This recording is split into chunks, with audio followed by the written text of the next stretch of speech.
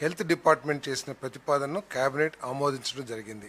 ఈ ప్రపోజల్స్ ద్వారా రాష్ట్రంలో దాదాపు 5 కోట్ల మందికి పైబడి వైద్య సేవలు అందించబడతాయి. 2 లక్షల నుంచి 2.5 లక్షల నుంచి 25 లక్షల వరకు కూడా విలువైన వైద్య సేవలు అందించబడతాయి.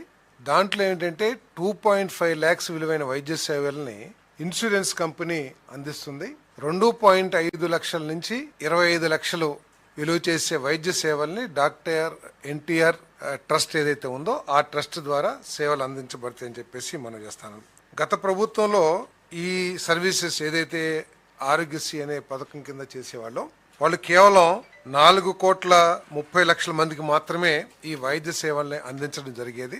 అప్పుడు నాకు తెలిసి సబ్జెక్టివ్ కరెక్షన్ కేవలం 5 లక్షలు మాత్రమే విలువైన వైద్య సేవలను అందించేవాళ్ళు అనుకుంటాను. బట్ ఇప్పుడు 25 లక్షల వైద్య సేవలు అందించడం, అది కూడా రాష్ట్రంలో ప్రతి ఒక్కరికి కూడా only EHS employment housing scheme ఎవరైతే పొందుతున్నారో వాళ్ళకి తప్ప మిగతా వాళ్ళందరికీ కూడా, రాష్ట్రంలో ప్రజలందరికీ కూడా ఈ వైద్య సేవలు అందించబడతాయి మనం చేస్తాను.